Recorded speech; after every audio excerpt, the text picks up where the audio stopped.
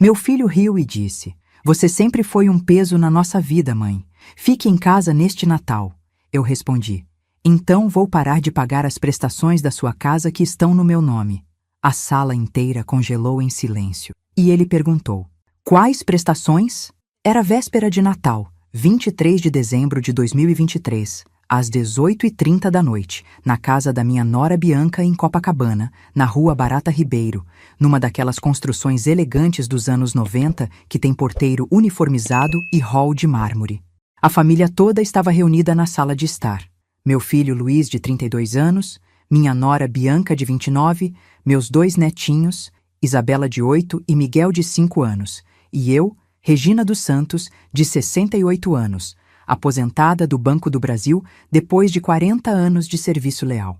O cheiro de tender assando no forno se misturava com o perfume caro da Bianca, um desses importados que custam mais que meu salário de uma semana inteira.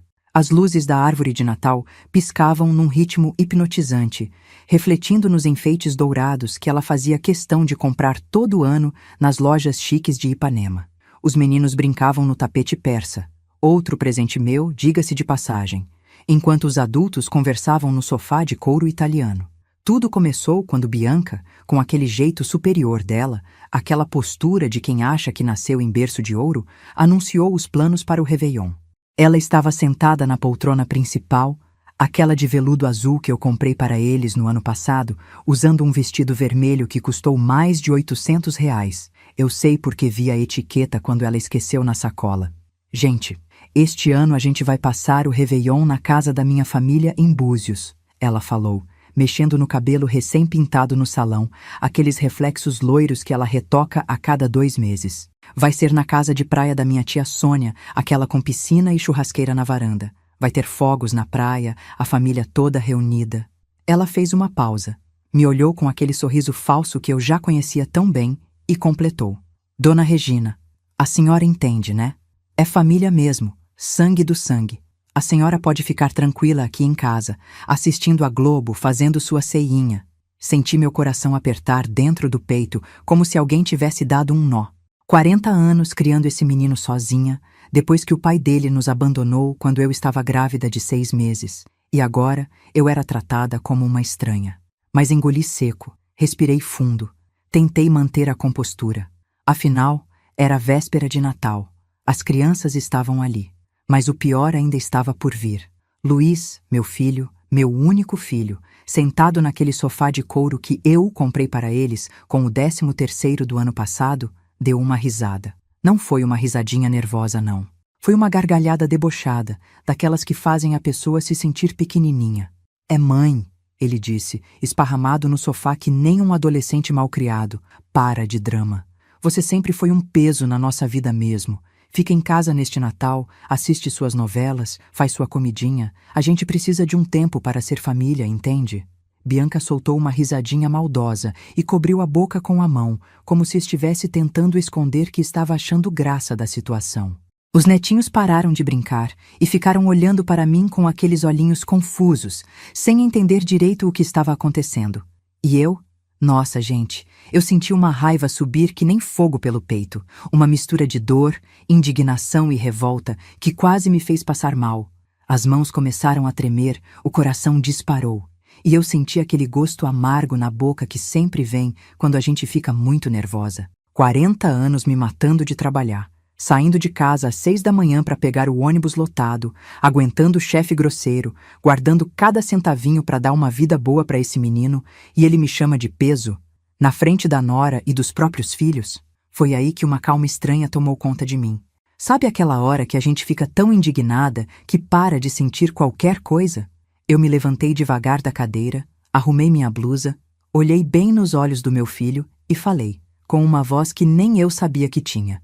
"Então tá bom, Luiz. Se eu sou um peso na vida de vocês, vou facilitar as coisas. Vou parar de pagar as prestações da sua casa que estão no meu nome." Gente, o silêncio que desceu naquela sala foi de cortar com faca. Bianca ficou branca que nem papel de carta, a boca meio aberta, como se tivesse visto um fantasma.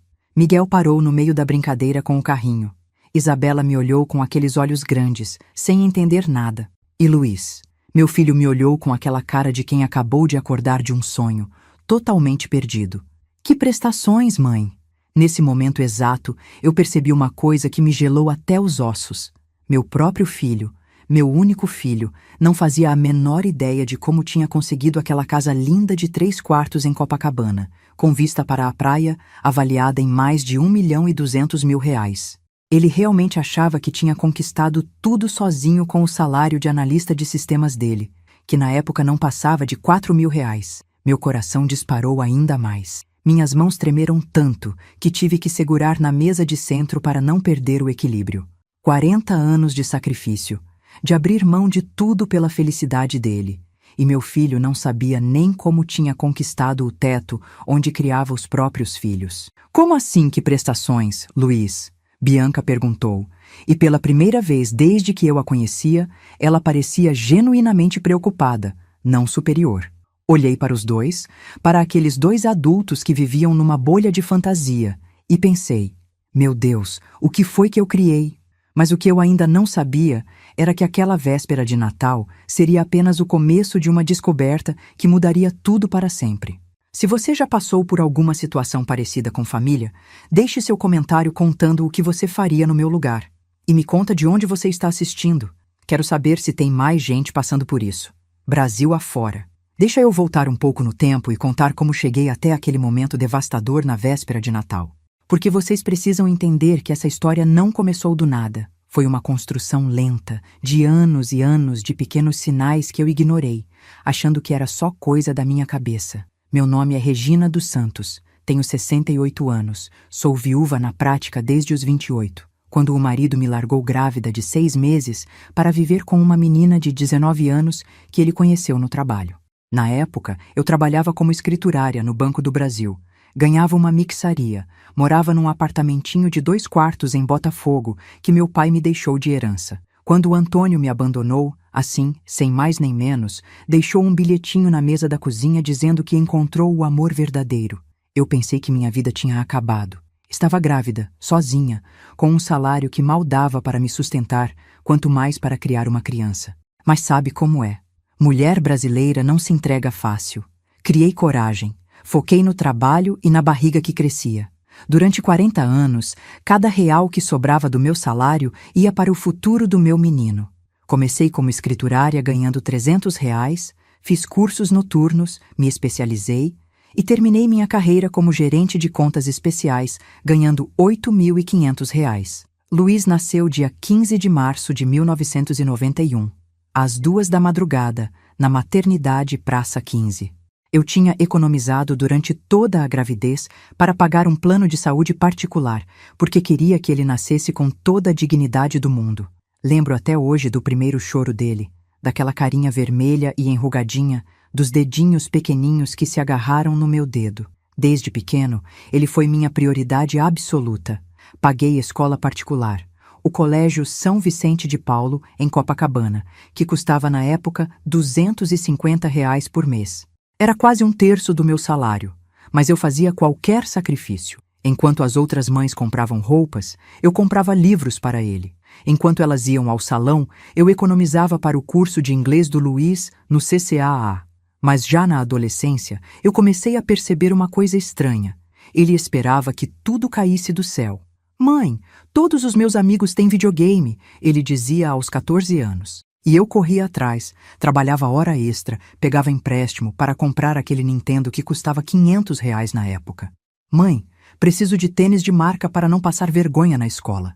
E lá ia eu de novo, comprando aquele All-Star de R$ 180. Eu sempre justificava. É o filho único, coitadinho, não tem pai. Vou dar tudo o que ele precisar. Mas olhando para trás, percebo que criei um monstro da dependência. Quando terminou o ensino médio, Luiz quis fazer faculdade de Sistemas de Informação na PUC-Rio. Gente, vocês sabem quanto custa a PUC? Na época, R$ 2.300 por mês. Eu ganhava R$ 4.500, ou seja, mais da metade do meu salário ia para a mensalidade dele. Tive que pegar um empréstimo no banco, usar o FGTS, vender até algumas joias que minha mãe me deixou. Mas eu pensava, é investimento no futuro dele. Quando ele se formar, vai ter uma vida boa, vai cuidar de mim na velhice. Durante os 5 anos de faculdade, Luiz nunca trabalhou, nem um estágio, nem um trabalhinho de fim de semana. Mãe, preciso focar nos estudos, ele dizia. E eu concordava, achava que estava certo. Pagava a faculdade, material, transporte, alimentação, roupas, tudo. Quando ele se formou, em 2014, conseguiu um emprego numa empresa de tecnologia em Botafogo, ganhando R$ 3.500. Eu fiquei tão orgulhosa. Meu filho, formado em faculdade particular, ganhando um salário decente aos 23 anos. Mas aí que começaram os primeiros sinais estranhos. Luiz conheceu a Bianca numa festa de formatura em 2015. Ela tinha 21 anos, tinha se formado em marketing na Estácio, família de classe média de Niterói. Na época, eu até gostei dela. Parecia uma menina educada, simpática, cheirosa, sempre bem arrumadinha. Mas logo nas primeiras visitas dela ao nosso apartamento, comecei a perceber uns trejeitos estranhos. Bianca tinha uma mania de fazer observações delicadas sobre tudo. Dona Regina, a senhora não acha que essa cortina é meio antiga para um apartamento tão bonito? Ela dizia, mexendo no cabelo com aquele jeito superior. Esses móveis são vintage, né? Estilo retrô, que interessante. Eu ficava sem jeito, mas pensava, é menina nova, deve ter outros gostos mesmo. Pior era quando ela comentava sobre minhas roupas. Dona Regina, essa blusa é linda. Deve ter custado caro, né? Eu vi uma igualzinha numa loja de departamento outro dia, sempre com aquele sorriso que não chegava nos olhos. Mas o que mais me incomodava era como ela tratava a comida que eu fazia. Eu sempre caprichava quando eles vinham almoçar. Fazia aquela feijoada que o Luiz adorava, farofa bem temperadinha, couve refogada, laranja cortadinha. E a Bianca sempre tinha algum comentário.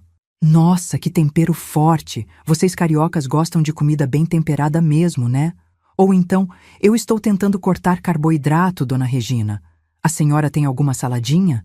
Eles namoraram por 3 anos e se casaram em 2018. A festa foi no clube da família dela, em Niterói. E eu paguei metade de tudo, R$ 5.000 do meu bolso. Vestido da noiva, decoração, música, doces. Eu quis que meu filho tivesse um casamento bonito. Depois do casamento, eles alugaram um apartamento de 2 quartos em Copacabana, perto do trabalho dos dois. Luiz tinha sido promovido e ganhava agora R$ 4.000. Bianca trabalhava numa agência pequena de publicidade e ganhava R$ 2.800. Juntos, tiravam quase R$ 7.000, o que era um salário bom para um casal jovem. Mas em 2019, quando a Isabela nasceu, tudo mudou. Eles vieram chorar as mágoas na minha casa numa tarde de domingo, a bebezinha no colo, os dois com cara de quem estava desesperado. Mãe, disse o Luiz, com aquele jeito dramático que ele tinha desde pequeno, a gente precisa sair desse apartamento. 2 quartos é muito pequeno para a família. A Isabela merece uma casa com quintal, com espaço para brincar. Bianca completou, embalando a netinha. Dona Regina, a gente achou uma casa linda em Copacabana, na Rua Toneleiro, pertinho da praia. 3 quartos, 2 banheiros, área de serviço, até uma varandinha gostosa. Mas é cara. R$ 850.000. Meu coração apertou quando ouvi o valor. Era mais dinheiro do que eu tinha visto junto na minha vida inteira. A gente não tem nem entrada nem score para financiamento, continuou Luiz. Bianca está de licença maternidade. Só eu estou trabalhando. O banco não aprova o crédito só no meu nome. Foi aí que meu coração de mãe falou mais alto. Olhei para aquela netinha dormindo, tão pequenininha, tão inocente, e pensei, Regina, você trabalhou a vida inteira, economizou, tem uma aposentadoria boa. Para que serve dinheiro se não for para dar uma vida boa para a família? Eu tinha, na época, uma aposentadoria de R$ 8.500, mais algumas economias guardadas desde os tempos de gerente no banco. Coloquei meu apartamento de Botafogo como garantia, usei meu CPF limpo, meu score perfeito de 40 anos pagando tudo em dia e financiei a casa toda no meu nome. No começo, depois que se mudaram para a casa nova, tudo parecia normal. Luiz me visitava todo domingo, trazia os netinhos para passar o fim de semana comigo em Botafogo. Almoçávamos juntos, ele me ajudava com as compras do mês, até lavava a louça depois do almoço. Mas devagarzinho, quase sem eu perceber, as coisas foram mudando. Mãe, a gente está organizando a casa nova ainda, tem muita coisa para fazer. Ele dizia quando eu perguntava sobre a visita do domingo. A Bianca está cansada com a bebê, sabe como é? Outro dia a gente se vê com mais calma. As visitas foram rareando. De todo domingo, passaram para domingo sim, domingo não. Depois, uma vez por mês. Depois, só em aniversários e feriados importantes. Bianca começou a postar nas redes sociais como se fosse a dona de tudo. Nossa casa nova, dizia nas legendas, mostrando a sala decorada. Nossa conquista, quando postava foto da varanda.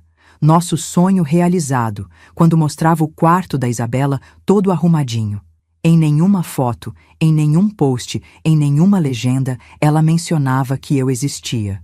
E o pior, quando eu comentava nas fotos, tentando participar da vida deles, ela demorava dias para responder, sempre com respostas secas. Obrigada, dona Regina. Que bom que gostou.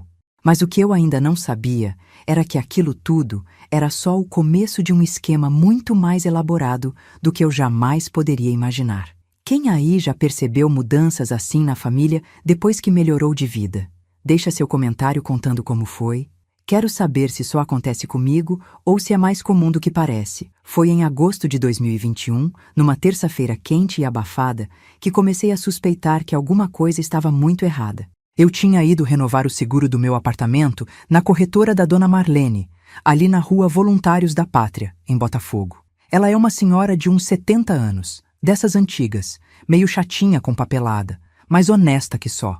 Estava sentada na cadeira de plástico da salinha apertada dela, cheirando aquele cheiro de papel velho e café requentado, quando ela mexeu no computador e franziu a testa.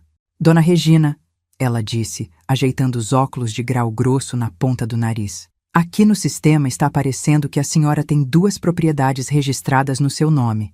Quer incluir a casa de Copacabana também no seguro? Vai sair mais barato fazer tudo junto. Senti um frio na barriga. Como assim, dona Marlene? Que casa de Copacabana? Ela virou a tela do computador para mim. Lá estava, claro como água. Regina dos Santos, CPF 123.456, Rio 8900, proprietária de um apartamento na Rua Voluntários da Pátria, 450, e de uma casa na Rua Toneleiro, 1247, Copacabana. Mas isso não está certo, eu falei, sentindo o coração começar a acelerar. Essa casa é do meu filho e da minha nora. Dona Marlene me olhou por cima dos óculos com aquela cara de quem já viu muita coisa na vida. Minha filha, aqui no sistema oficial da Receita Federal está dizendo que a senhora é a proprietária. Documentação não mente. Saí dali com uma sensação estranha no peito, como se tivesse descoberto que 2 mais 2 não eram 4. Durante o trajeto de ônibus para casa, fiquei remoendo aquilo. Como assim a casa estava no meu nome? Luiz sempre falou que estava construindo patrimônio, que a casa estava no nome dele.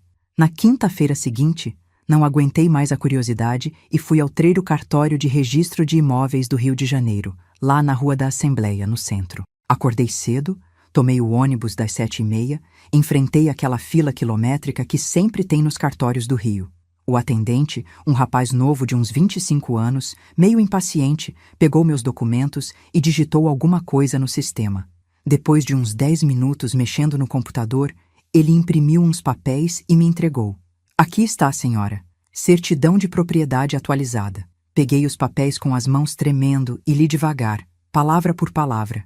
Lá estava escrito, preto no branco. Proprietária Regina dos Santos. Financiamento habitacional, Caixa Econômica Federal. Prestações no valor de R$ 2.400 mensais. Vencimento todo dia 15. Sentei numa daquelas cadeiras de plástico do cartório e tentei processar o que estava lendo. A casa estava integralmente no meu nome.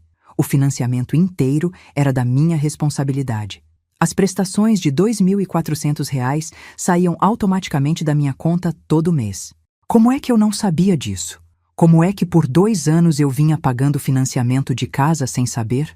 Cheguei em casa e vasculhei todos os meus extratos bancários dos últimos 3 anos. Sentei na mesa da cozinha, espalhei os papéis todos e comecei a somar. Débito automático de R$ 2.400, todo dia 15, há mais de 2 anos. 28 meses consecutivos. R$ 67.200 que saíram da minha aposentadoria para pagar uma casa que eu achava que era do meu filho. Mas isso não era tudo.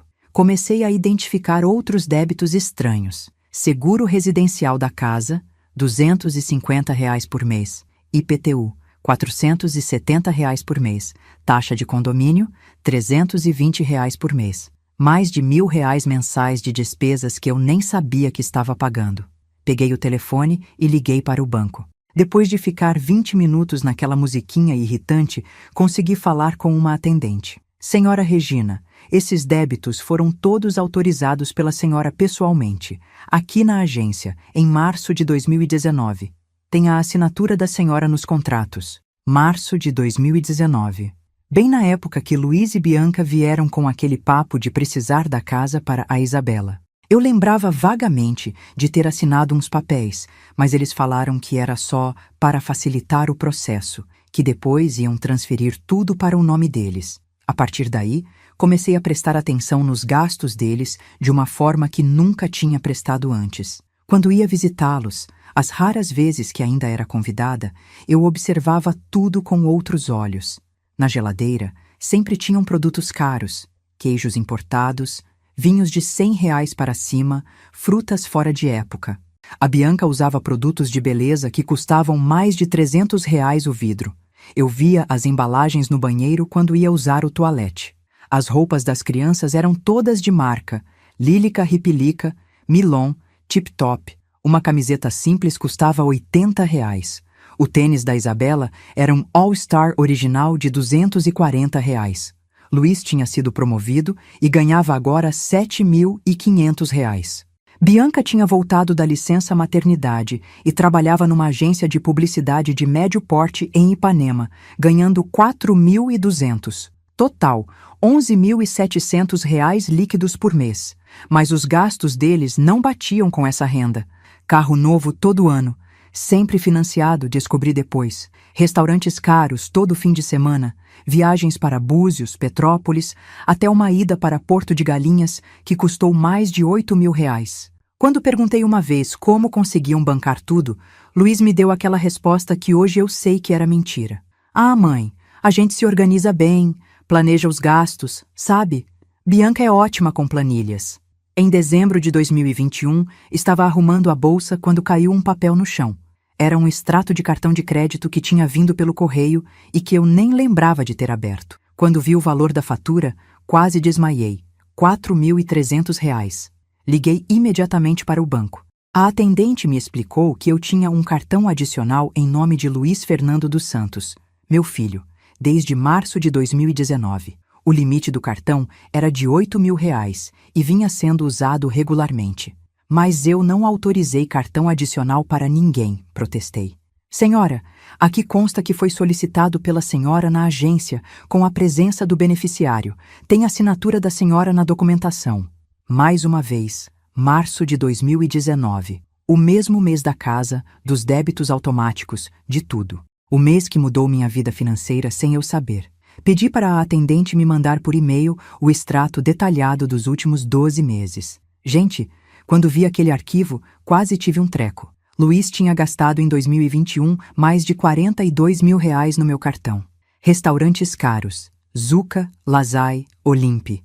Lugares que custam R$ 300 por pessoa, só o jantar. Roupas na Osklen, Fórum, Animale, marcas que eu nem sabia que existiam. Produtos eletrônicos na Fast Shop. Uma televisão de 85 polegadas que custou R$ 6.800. E o pior, viagens, pacotes completos para resorts em Angra dos Reis, pousadas em Búzios, até uma viagem para o Nordeste, que custou quase R$ 12.000. Foi em janeiro de 2022 que descobri a extensão real do esquema. Dona Alba, minha vizinha do quarto andar, uma senhora de 75 anos que mora aqui no prédio há mais de 30 anos, me parou no corredor com uma cara preocupada. Regina, ela disse, segurando meu braço com aquelas mãos cheias de veias saltadas. Preciso te contar uma coisa. Ontem à tarde, seu filho estava aqui com um corretor de imóveis. Eles estavam medindo seu apartamento, tirando fotos, falando sobre reforma. Senti o chão sumir debaixo dos meus pés. Como assim, dona Alba? O rapaz do terno, deve ser corretor, estava falando sobre o potencial do apartamento que com uma reforma pequena dava para valorizar em uns 100 mil reais. Seu filho concordava com tudo, dizia que vocês estavam pensando em vender para comprar uma casa maior para toda a família ficar junta.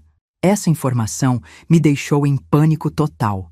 Corri para o meu apartamento, peguei o telefone e liguei para Luiz. Quando ele atendeu, tentei manter a voz calma. Luiz, a dona Alba me disse que você estava aqui ontem com um corretor. É verdade? Do outro lado da linha, ele hesitou por uns segundos. Depois respondeu com aquele tom despreocupado que eu já estava aprendendo a desconfiar. Ah, mãe, é que a gente estava pensando. Você mora sozinha nesse apartamento grande, né? Seria mais prático a senhora vir morar com a gente. Aí, a gente podia vender seu apartamento e comprar uma casa maior, com quintal para as crianças, sabe? Mas, Luiz, esse apartamento é minha segurança. É tudo que tenho. Mãe, para de ser dramática. A senhora teria um quarto lindo na nossa casa, ia estar sempre perto dos netos, e o dinheiro do apartamento rendendo ia dar uma aposentadoria muito melhor. 2 semanas depois, decidi investigar mais fundo. Fui até o Detran e pedi um histórico completo dos veículos registrados no meu CPF. O que descobri me fez sentar na calçada e quase chorar ali mesmo, na frente de todo mundo. Desde março de 2019, tinham sido financiados 3 carros no meu nome. Primeiro, um Honda Civic 2019, no valor de R$ 87 mil, prestações de R$ 1.400 por mês durante 60 meses. Em julho de 2020, o Civic tinha sido vendido e foi financiado um Toyota Corolla 2020, no valor de R$ 95 mil, prestações de R$ 1.600 por mês. Em março de 2021, o Corolla foi vendido e entrou um Honda HR-V 2021, no valor de R$ 108 mil, prestações de R$ 1.900 por mês durante 72 meses. Somando tudo, eu estava pagando mensalmente: casa, R$ 2.400, despesas da casa, R$ 1.000, carro, R$ 1.900, cartão de crédito, pelo menos R$ 2.000. Total, mais de R$ 7 mil por mês da minha aposentadoria de R$ 8.500. Eu estava vivendo com menos de R$ 1.500 mensais, sem saber. Continuei investigando e descobri que eles tinham incluído a família inteira no meu plano de saúde empresarial do banco, que mesmo depois da aposentadoria eu mantinha pagando R$ 600 por mês. Luiz, Bianca, Isabela e Miguel. Todos dependentes no meu plano, custando um total de R$ 1.800 mensais. Além disso, tinha um seguro de vida de R$ 200 mil no meu nome, com Luiz como único beneficiário, custando R$ 450 por mês. Um seguro que eu não lembrava de ter contratado. Em março de 2022, não aguentei mais e decidi confrontar Luiz. Marquei um almoço em casa, preparei aquela lasanha que ele adorava desde pequeno, comprei refrigerante, caprichei na mesa. Queria ter uma conversa honesta, de mãe para filho. Quando ele chegou, estava sozinho. Bianca tinha ficado em casa com as crianças porque estavam meio gripadas, segundo ele. Depois do almoço, quando estávamos tomando café na sala, respirei fundo e falei: Luiz, filho, preciso conversar com você sobre uma coisa séria. Ele me olhou com aquela cara desconfiada, como se soubesse o que estava vindo. Que foi, mãe? Filho, eu descobri que a casa está no meu nome. O financiamento, o IPTU, o seguro, tudo sai da minha conta. Você me disse que estava no seu nome. Luiz não negou. Simplesmente deu de ombros e falou: E daí, mãe? A senhora tem um CPF limpo, score alto, aposentadoria boa. Foi mais fácil fazer no seu nome, mas a casa é nossa mesmo. Luiz, mas eu estou pagando praticamente minha aposentadoria inteira para sustentar a vida de vocês. Sobra quase nada para mim. Foi aí que ele mostrou uma faceta que eu nunca tinha visto. Mãe, a senhora já viveu, já aproveitou a vida, trabalhou, se divertiu. Agora é nossa vez. A senhora já fez sua parte. Essas palavras me gelaram. Como assim já fiz minha parte? A senhora nos criou, me deu educação, agora é hora de a gente viver nossa vida. A senhora podia vir morar com a gente, seria muito melhor. Aí a gente vende esse apartamento, compra uma casa maior e todo mundo fica feliz. E se eu não quiser vender o apartamento? Luiz me olhou com uma frieza que eu nunca tinha visto nos olhos dele. Mãe, pare de ser egoísta. Pensa nos seus netos. Eles merecem uma casa boa, escola boa, vida boa. A senhora vai deixar o futuro das crianças de lado por causa de um apartamento velho? Em maio de 2022, comecei a receber cartas de cobrança no meu nome, financeiras que eu nunca tinha ouvido falar, cobrando dívidas que eu não conhecia. Liguei para uma delas e descobri que Luiz tinha feito um empréstimo de R$ 25 mil usando meus dados como avalista. Mas eu não assinei nada, protestei. Senhora, aqui temos a assinatura da senhora, reconhecida em cartório, autorizando seu filho a fazer empréstimos em seu nome em caso de emergência médica familiar. Emergência médica? Ninguém da família estava doente. Fui atrás dos outros empréstimos e descobri que havia mais 3. R$ 15 mil na Losango, 18 mil na Cetelem e 12 mil no Banco Pan. Total, R$ 70 mil em empréstimos que eu não sabia que existiam, comprometendo ainda mais minha aposentadoria. Em junho, a bomba final explodiu. Recebi uma carta do banco comunicando que meu apartamento estava sendo usado como garantia para um empréstimo de R$ 100 mil que Luiz havia solicitado para a reforma da casa da família. Corri para o banco em desespero. O gerente, um homem de uns 45 anos, me mostrou todos os documentos. Tinha minha assinatura em tudo.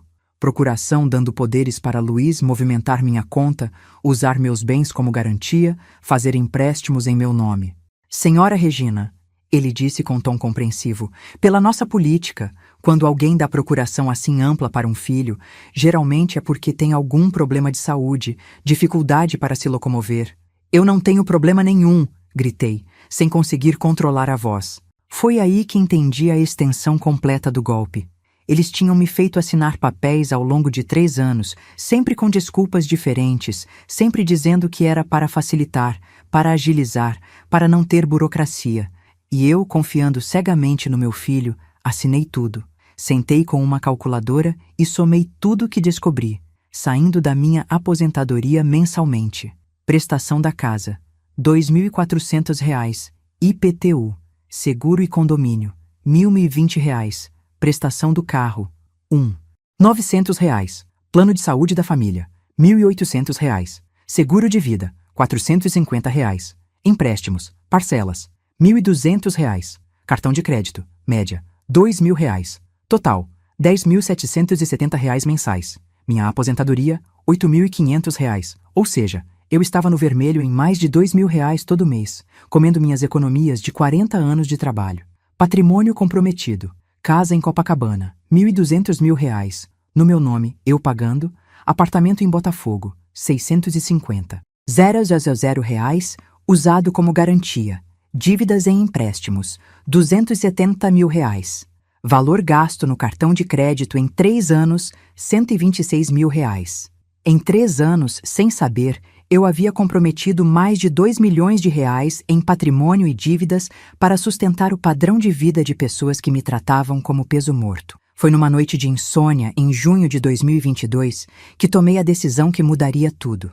Estava deitada na cama, olhando para o teto, fazendo as contas de cabeça pela 1000ª vez, quando algo clicou na minha mente. Eu tinha criado um monstro. Não era culpa só do Luiz ou da Bianca. Era minha culpa também.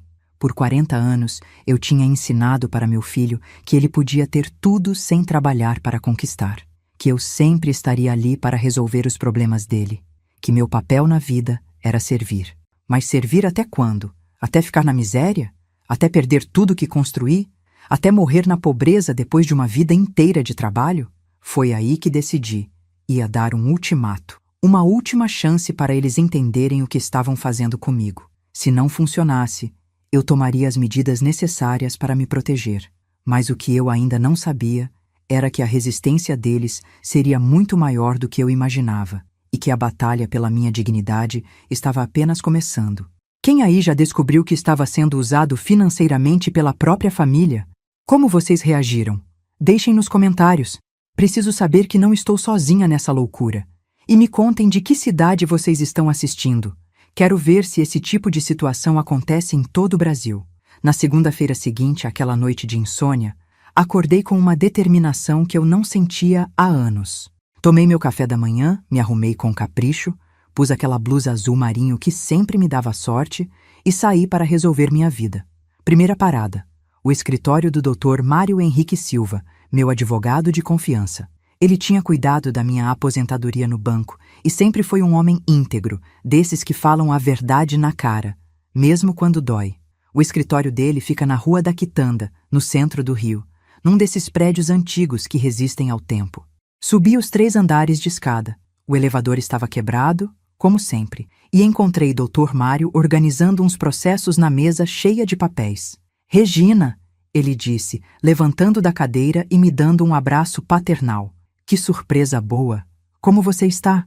Dr. Mário tem uns 65 anos, cabelo grisalho bem cortado, sempre impecavelmente vestido mesmo naquele escritório pequenininho. É daqueles advogados velha escola que conhece cada vírgula da lei, mas nunca esquece o lado humano das situações. Sentei na cadeira de couro surrado na frente da mesa dele e despejei tudo. Cada descoberta, cada mentira, cada documento que encontrei. Ele me ouviu em silêncio absoluto, só fazendo anotações num bloquinho amarelo. Quando terminei de contar, Dr. Mário tirou os óculos, limpou as lentes devagar e me olhou com uma expressão que misturava indignação e tristeza. Regina, ele disse com aquela voz grave que eu conhecia dos tempos do banco, o que seu filho fez tem nome na lei. Chama-se apropriação indébita e uso de documento falso. Se você quiser, pode abrir um processo contra ele. Senti o estômago gelar. Dr. Mário, eu não quero colocar meu filho na cadeia. Só quero recuperar minha dignidade e meu patrimônio.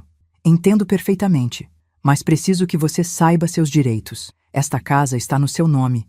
Você paga as prestações. Por lei, você pode pedir a desocupação do imóvel imediatamente. Eles são apenas ocupantes sem contrato. Ele abriu uma gaveta e tirou uns formulários. Vamos fazer o seguinte. Eu vou preparar toda a documentação para proteger seu patrimônio. Vamos cancelar essas procurações abusivas, bloquear novos empréstimos no seu nome e dar um ultimato oficial para eles. Quanto tempo tenho para pensar? Regina, cada dia que passa, eles podem estar contraindo novas dívidas no seu nome. Quanto mais você esperar, pior pode ficar a situação.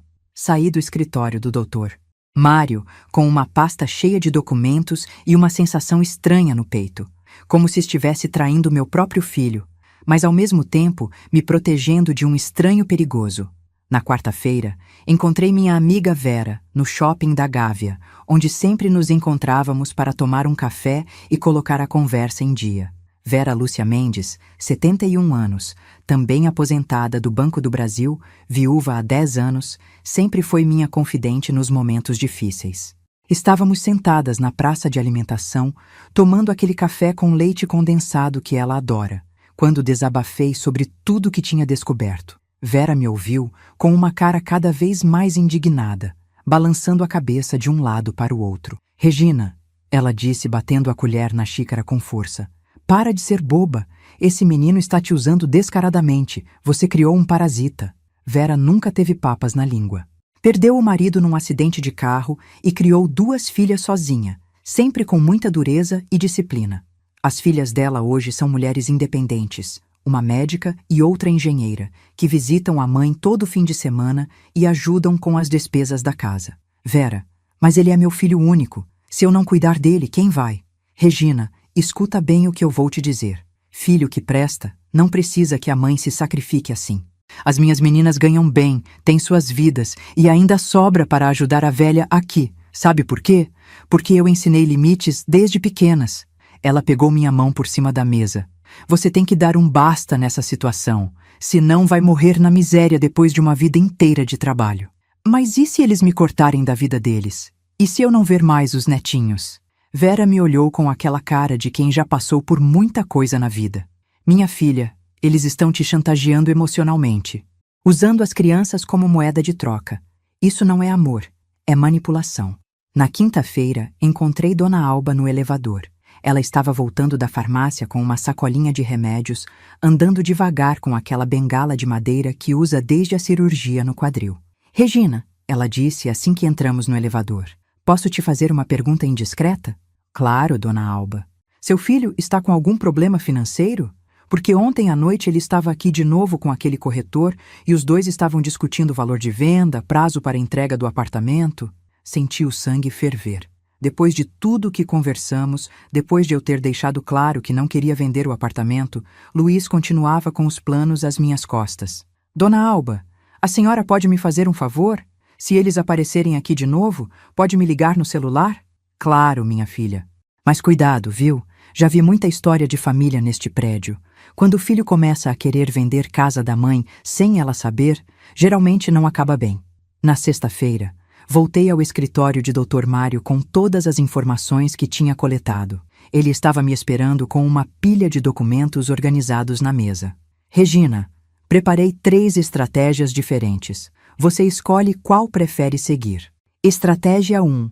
Acordo amigável. Chamamos seu filho para uma reunião aqui no escritório, apresentamos todas as evidências e tentamos um acordo. Ele assume as dívidas que fez no seu nome, devolve a gestão do seu patrimônio e vocês fazem um contrato claro sobre ajuda financeira futura. Estratégia 2. Ultimato oficial.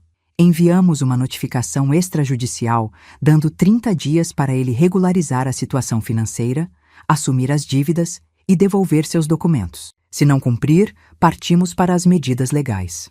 Estratégia 3. Ação imediata. Cancelamos todas as procurações hoje, bloqueamos seu CPF para novos empréstimos e pedimos reintegração de posse da casa. Seria uma ruptura total, mas protegeria imediatamente seu patrimônio. Pensei por alguns minutos. Dr. Mário, vou tentar a estratégia 1. Quero dar uma última chance para ele entender a gravidade da situação. Perfeito. Vou ligar para ele ainda hoje e marcar uma reunião para segunda-feira. Mas, Regina, se ele não aceitar o acordo, você tem que estar preparada para endurecer. Dr. Mário ligou para Luiz na minha presença, usando o viva voz. Quando Luiz atendeu, sua voz estava relaxada, despreocupada. Alô, Dr. Mário, tudo bem? Quanto tempo? Luiz, boa tarde. Estou aqui com sua mãe no meu escritório. Precisamos conversar sobre questões financeiras familiares. Você pode vir segunda-feira às 14 horas? A voz do Luiz mudou completamente de tom. Questões financeiras? Que questões financeiras? Está acontecendo alguma coisa com minha mãe?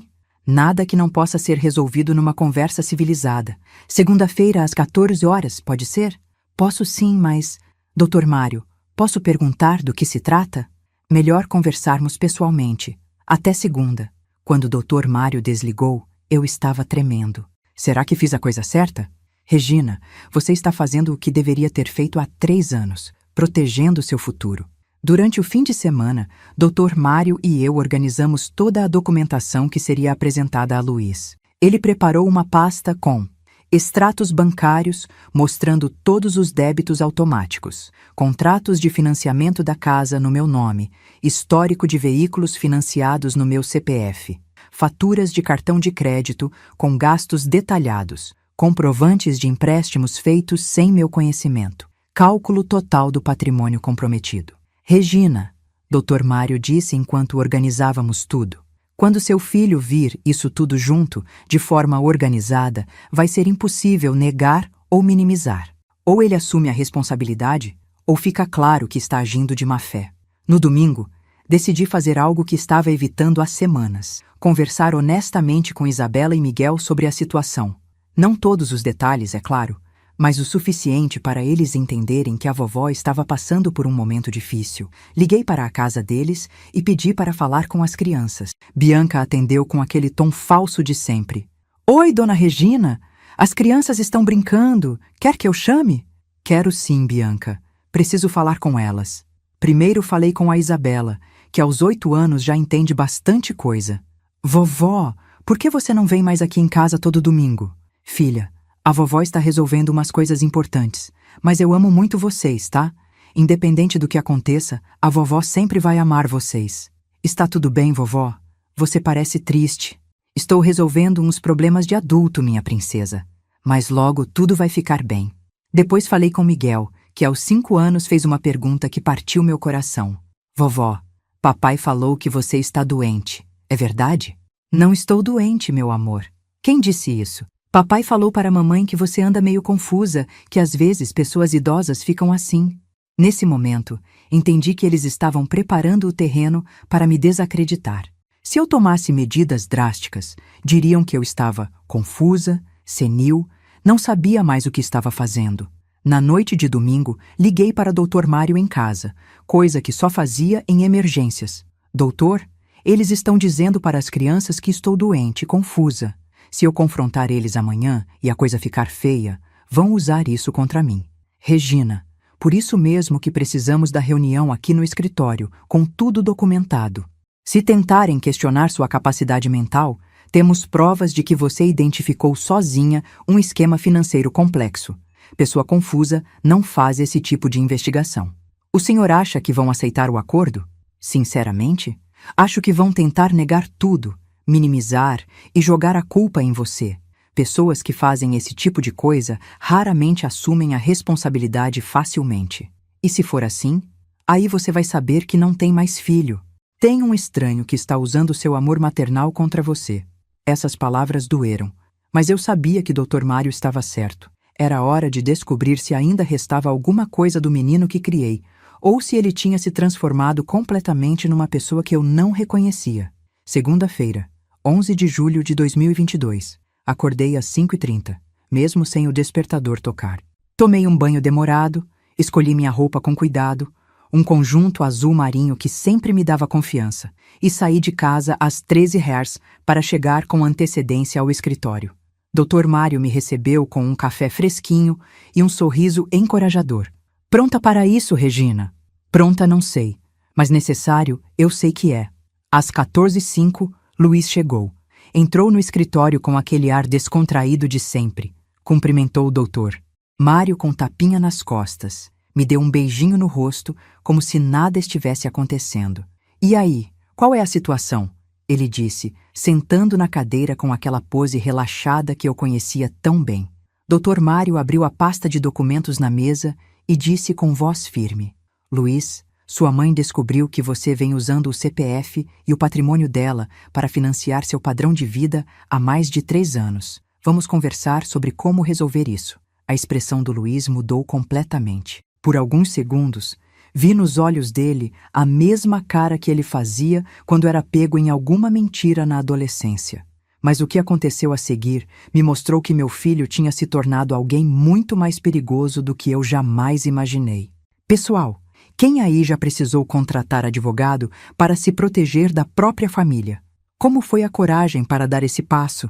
Deixem nos comentários suas experiências. Às vezes, a gente se sente sozinha nessas situações, mas talvez seja mais comum do que imaginamos. A expressão do Luiz passou por várias fases em questão de segundos.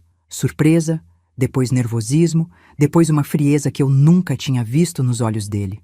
Ele se recostou na cadeira e cruzou os braços, assumindo uma postura defensiva. Dr. Mário, ele disse com uma calma forçada, acho que tem algum mal-entendido aqui. Minha mãe às vezes fica meio confusa com essas questões financeiras. Dr. Mário o interrompeu imediatamente, abrindo a primeira pasta. Luiz, não há confusão nenhuma. Sua mãe fez uma investigação minuciosa e descobriu exatamente o que você vem fazendo. Quer ver as evidências? Ele espalhou na mesa os extratos bancários, contratos de financiamento, faturas de cartão, uma pilha de papéis que contava a história completa dos últimos 3 anos. Casa financiada no nome dela, prestações de R$ 2.400, carros financiados no CPF dela, prestações de R$ 1.900, empréstimos feitos sem o conhecimento dela, totalizando R$ 70 mil em dívidas. A cada documento que Dr. Mário mostrava, Luiz ia ficando mais vermelho. Mas em vez de demonstrar arrependimento ou vergonha, ele começou a mostrar irritação.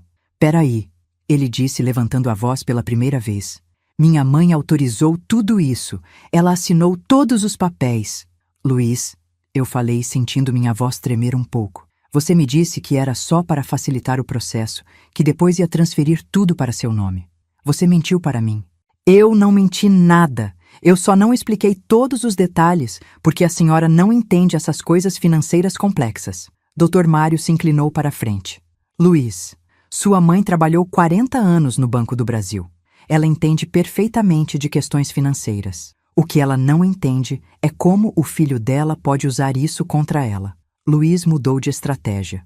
Suavizou a voz e assumiu aquele tom que usava quando queria alguma coisa desde pequeno. Mãe, olha só. Eu entendo que a senhora ficou preocupada com essas contas todas. Mas pensa bem, eu estou construindo patrimônio para a família. A casa vai ser nossa quando for mais velha. Os netos vão ter onde morar. É um investimento no futuro da família. Luiz, Dr. Mário disse secamente, sua mãe já tem 68 anos. Ela não tem que construir patrimônio para ninguém. Ela tem que preservar o que já construiu em 40 anos de trabalho.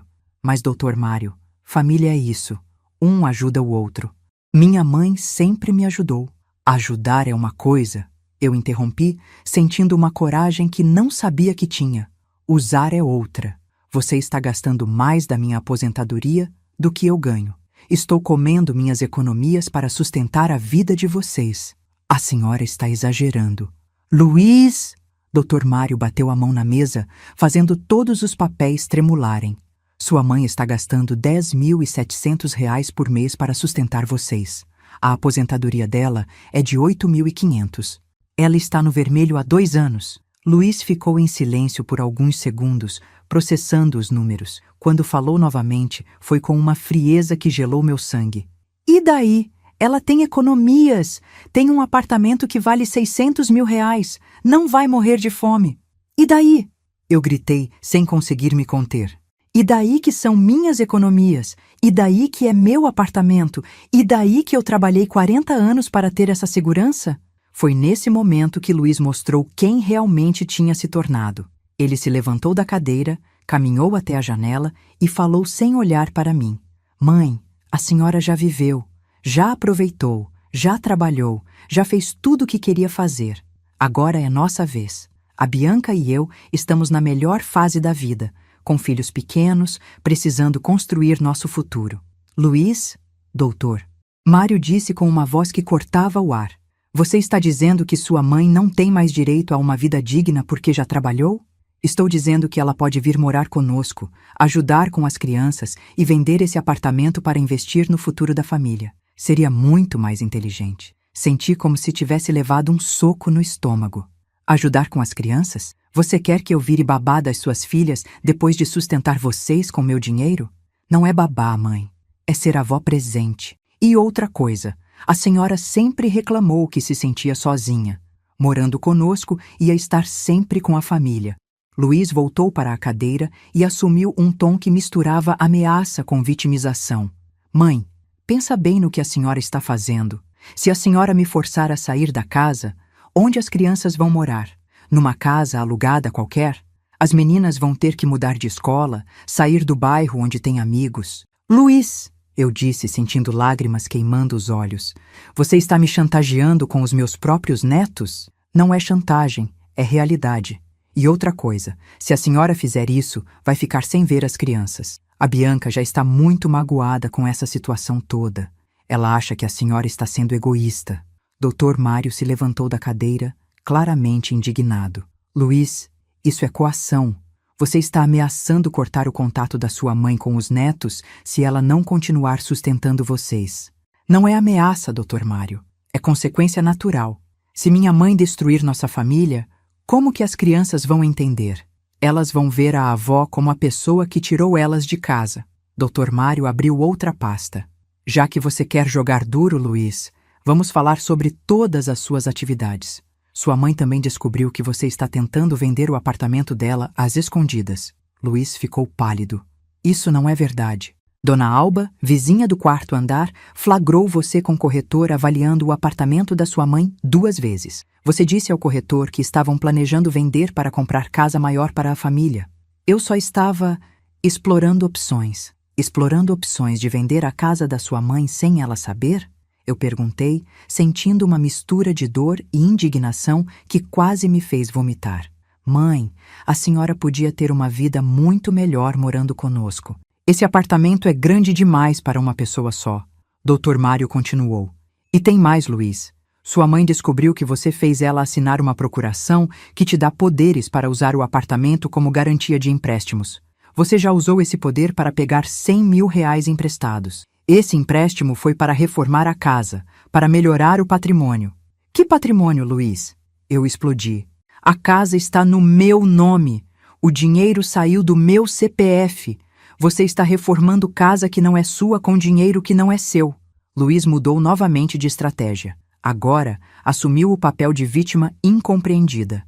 Vocês estão distorcendo tudo. Eu sempre cuidei da minha mãe. Sempre levei ela no médico quando precisou. Sempre incluí ela nas festas de família. Cuidou pagando com o dinheiro dela. Dr. Mário observou friamente. E outra coisa, quem foi que ensinou isso para mim? A própria mãe. Durante toda a minha vida, ela me deu tudo o que eu queria. Nunca me ensinou limites. Agora, aos 32 anos, quer que eu mude do dia para a noite? Essas palavras me atingiram como uma bofetada, porque tinha um fundo de verdade. Eu realmente sempre dei tudo para ele, sempre resolvi todos os problemas dele. Luiz, eu disse com a voz quebrada, é verdade que eu te mimei demais, mas isso não te dá o direito de me usar assim. Usar? Mãe, eu tenho uma família para sustentar, tenho responsabilidades. A senhora quer que eu deixe minhas filhas sem casa, sem escola boa, sem futuro? Dr. Mário se levantou e caminhou até a janela. Luiz, vamos parar de enrolar. Sua mãe oferece o seguinte acordo. Você tem 60 dias para assumir financiamentos, empréstimos e dívidas que fez no nome dela. Se não conseguir, ela vai cancelar todas as procurações e pedir reintegração de posse da casa. 60 dias? Impossível. Não tenho como assumir tudo isso em 60 dias. Então, você admite que fez dívidas que não consegue pagar? Luiz ficou vermelho de raiva. Admito que construí uma vida baseada na colaboração da minha mãe, colaboração que ela sempre ofereceu voluntariamente. Voluntariamente? Eu me levantei da cadeira tremendo de raiva. Você me enganou, me fez assinar papéis dizendo que era uma coisa quando era outra. Isso não é colaboração, é golpe. Golpe? Minha própria mãe está me acusando de golpe? Se a carapuça serviu, é porque cabe. Dr. Mário disse secamente. Sabe de uma coisa? Luiz disse, levantando da cadeira com uma expressão de desprezo que jamais esquecerei. Vocês querem guerra? Vão ter guerra. Minha mãe pode pedir reintegração de posse, pode cancelar tudo, mas vai perder os netos para sempre. A Bianca nunca mais vai deixar as crianças se aproximarem de alguém que destruiu nossa família. Luiz! Eu gritei, sentindo o coração despedaçar. Não, mãe. A senhora escolheu o lado dela. Escolheu dinheiro sobre família. Agora aguenta as consequências. Ele caminhou até a porta, parou e se virou para me olhar uma última vez. A senhora tem 68 anos, mãe. Quantos anos a senhora acha que ainda tem? Vale a pena passar o resto da vida sozinha por causa de dinheiro? A porta bateu com força, deixando o Dr. Mário e eu em silêncio absoluto. Chorei por 10 minutos. Chorei pela perda do filho que pensei que tinha criado. Chorei pelos netos que podia perder. Chorei pelos 40 anos de sacrifícios que pareciam ter sido em vão. Mas quando parei de chorar, algo extraordinário aconteceu. Senti uma calma que não experimentava há anos. Uma clareza absoluta sobre o que precisava fazer. Dr. Mário, eu disse, enxugando os olhos com um lenço de papel que ele me ofereceu. Vamos começar os procedimentos. Todos eles. Tem certeza, Regina? Absoluta. Meu filho se transformou num estranho que está me roubando. Se ele quer guerra, vai ter guerra. Mas ele não conhece a força de uma mulher que trabalhou 40 anos para chegar onde chegou. Naquela mesma tarde, ainda no escritório de Dr. Mário, tomamos as seguintes providências. Cancelamento de todas as procurações. Protocolo feito imediatamente no cartório bloqueio do CPF para novos empréstimos e financiamentos. Notificação extrajudicial para desocupação da casa em 30 dias. Cancelamento do cartão adicional em nome de Luiz, alteração da conta bancária para evitar débitos não autorizados. Luiz vai receber a notificação amanhã, Dr. Mário explicou. A partir daí, ele tem 30 dias para sair da casa voluntariamente ou apresentar uma defesa legal. E se ele não sair? Aí entramos com ação de reintegração de posse. Como a casa está no seu nome e você paga as prestações, é um caso claro. Ele não tem como contestar. Na manhã seguinte, meu telefone tocou às 6h30. Era Luiz gritando como um louco. Mãe, que palhaçada é essa? Chegou um oficial de justiça aqui em casa. Bianca está chorando. As crianças estão apavoradas. Luiz, eu disse com uma calma que surpreendeu até a mim mesma. Você escolheu esse caminho quando decidiu me ameaçar com os netos ontem. A senhora está louca? Vai jogar os próprios netos na rua? Eu não estou jogando ninguém na rua. Estou retomando minha propriedade que você usou sem permissão. Isso não vai ficar assim. Vou provar que a senhora está senil, que não tem capacidade para tomar essas decisões. Pode tentar, meu filho, mas vai ser difícil provar que uma pessoa senil conseguiu descobrir um esquema financeiro que você tentou esconder durante 3 anos. Ele desligou o telefone na minha cara. Durante as próximas 2 semanas, recebi ligações de vários parentes tentando me fazer mudar de ideia. Prima Sandra, tio José, até a comadre da Bianca, todos com o mesmo discurso. Regina, você não pode fazer isso com seus próprios netos. Regina, família é família. Essas coisas se resolvem conversando. Regina, você está sendo muito radical. Mas eu tinha uma resposta para todos. Onde vocês estavam quando eu estava sendo roubada há 3 anos? Por que ninguém se incomodou quando Luiz me chamou de peso na véspera de Natal? A única pessoa que me apoiou incondicionalmente foi minha amiga Vera. Regina, você está fazendo a coisa certa. Esse menino precisava de limites há muito tempo. 15 dias antes do prazo de desocupação vencer, Luiz apareceu na minha porta. Não estava mais arrogante. Parecia cansado, abatido, com olheiras profundas. Mãe, podemos conversar? Deixei ele entrar, mas mantive a guarda alta. Ele sentou no sofá da sala, aquele mesmo sofá onde assistíamos filme quando ele era criança. Mãe, eu pensei muito sobre nossa conversa. Acho que exagerei. Talvez a gente possa encontrar um meio termo. Que tipo de meio termo? A gente pode fazer um contrato. Eu assumo algumas das prestações, a senhora continua com outras. Dividimos as responsabilidades. E os empréstimos que você fez no meu nome? A gente vai pagando aos poucos. Não precisa ser tudo de uma vez. Olhei para meu filho e vi exatamente o que ele estava fazendo. Tentando ganhar tempo, negociar para manter os privilégios, encontrar uma forma de continuar se beneficiando da situação. Luiz, eu disse levantando do sofá, você teve 3 anos para ser honesto comigo. Teve ontem para ser honesto no escritório do Dr. Mário. Agora é tarde. Mãe, por favor, pensa nas crianças.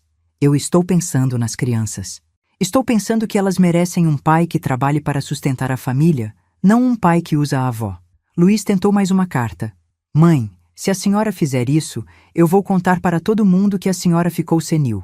Vou dizer que está com problemas mentais, que não sabe mais o que está fazendo.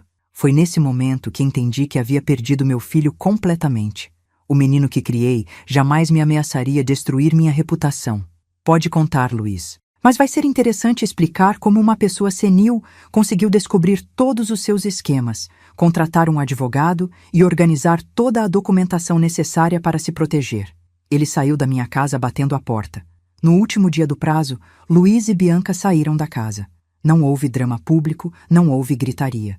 Eles contrataram uma empresa de mudanças e transferiram as coisas para um apartamento alugado em Vila Isabel. Doutor, Mário estava comigo quando recebemos a ligação, confirmando que as chaves tinham sido entregues ao porteiro.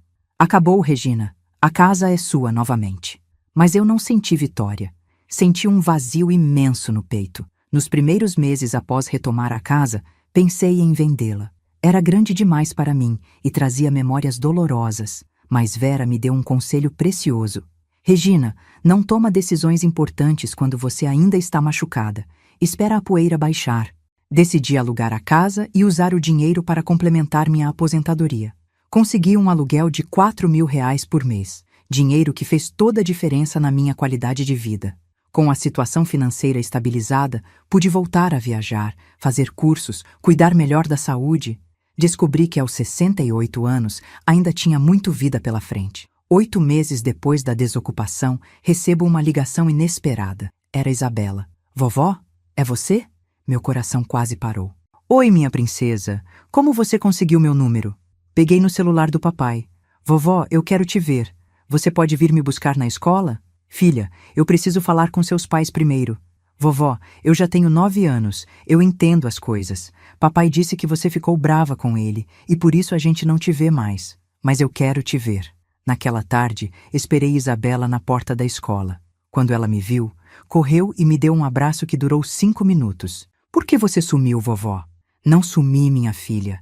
Tive que resolver uns problemas com seu pai. Problemas de adultos. Você ainda me ama? Mais do que tudo no mundo. 2 semanas depois, Luiz me ligou. Sua voz estava diferente. humilde, cansada. Mãe, posso ir aí em casa? Quero conversar com a senhora. Quando ele chegou, estava claramente passando dificuldades. Roupa amarrotada, barba por fazer, carro mais simples. Mãe, eu preciso pedir desculpas. Por que exatamente? Por tudo. Por ter usado a senhora, por ter mentido, por ter ameaçado cortar o contato com as crianças. Ele pausou, respirou fundo. A senhora estava certa em tudo. O que mudou? A realidade bateu. Sem o dinheiro da senhora, descobri que nosso padrão de vida era insustentável. Tive que cortar gastos, vender coisas, mudar as meninas de escola. Ele me olhou com lágrimas nos olhos. Entendi que estava vivendo uma mentira. Luiz, eu disse sentando ao lado dele no sofá. Você sabe qual foi meu maior erro? Qual? Te dar tudo sem te ensinar o valor do esforço, te proteger de todas as consequências sem te deixar aprender com os erros. E o meu maior erro foi achar que meu amor por você me dava o direito de ser sustentado por você para sempre. Ficamos em silêncio por alguns minutos. Mãe, a senhora pode me perdoar? Já perdoei, filho. Mas perdoar não significa esquecer. E definitivamente não significa voltar ao que era antes. Estabeleci limites claros para nossa relação. Independência financeira. Luiz teria que se sustentar sozinho. Transparência total. Nada de empréstimos, garantias ou favores sem discussão clara. Respeito. Nunca mais seria tratada como peso ou obrigação. Acesso aos netos. Independente de qualquer conflito familiar. A casa continua alugada? Eu expliquei. O dinheiro está me dando segurança e qualidade de vida. Se um dia você estiver em condições reais de comprar, conversamos. Hoje, quase 2 anos depois, nossa relação está num ponto de equilíbrio. Luiz aprendeu a viver dentro de suas possibilidades. Bianca, que no início me culpava por tudo, acabou entendendo que eu fiz o que precisava fazer para me proteger. As crianças me visitam todo fim de semana. Almoçamos juntos uma vez por mês, mas agora é diferente. Sou tratada com respeito, não como uma obrigação. E eu? Aprendi que amor sem limites vira desrespeito, que bondade sem fronteiras vira exploração, que às vezes é preciso ser dura para ser justa. Mais importante, aprendi que nunca é tarde para recomeçar. Aos 70 anos, estou vivendo a melhor fase da minha vida. Tenho independência financeira, saúde, relacionamentos saudáveis e a satisfação de ter ensinado uma lição valiosa para meu filho. A casa que tanto conflito causou hoje gera renda para minha aposentadoria. O apartamento que quase perdi continua sendo meu lar seguro. E os netos que usaram para me chantagear hoje me amam e me respeitam genuinamente. Às vezes, a melhor herança que podemos deixar para nossos filhos não é dinheiro ou patrimônio. É ensiná-los a serem pessoas decentes, mesmo que a lição doa. É mostrar que amor verdadeiro inclui limites, respeito e reciprocidade.